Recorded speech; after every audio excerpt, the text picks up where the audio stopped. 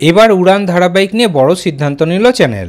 বেশ অনেক দিন ধরেই সন্দেহ হচ্ছিল যে উড়ান ধারাবাহিকের স্লটেই হয়তো নতুন ধারাবাহিক পরশুরামকে দেওয়া হবে, আর তেমনটাই হলো।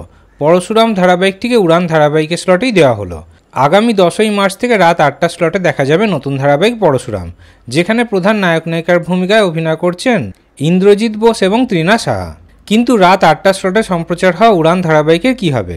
এর আগের ভিডিওতে আপনাদেরকে জানিয়েছিলাম যে ধারাবাহিকের হয়তো টাইম স্লট পাল্টাতে পারে, কিন্তু এবার চ্যানেল একটা বড় সিদ্ধান্ত নিল। ধারাবাহিকের এক তারকার কাছ থেকে জানা গেল যে উড়ান ধারাবাহিকের টাইম স্লট পরিবর্তন হবে না, ধারাবাহিকটিকে শেষ করে দেওয়া হবে। 9ই মার্চ শেষ হয়ে যাচ্ছে উড়ান ধারাবাহিকটি। তবে অনেক দর্শকরাই চায় যে উড়ান ধারাবাহিক শেষ করে প্রতীক সেন আবারও যেন নতুন কোনো ধারাবাহিকে ফেরেন। সেই দর্শকদের তো মনের ইচ্ছা পূরণ হলো, তবে উড়ান ধারাবাহিকের ফ্যানেদের মন একটু খারাপ। তাহলে উড়ান ধারাবাহিকটিকে আপনারা কতটা মিস করবেন কমেন্টে অবশ্যই জানাবেন।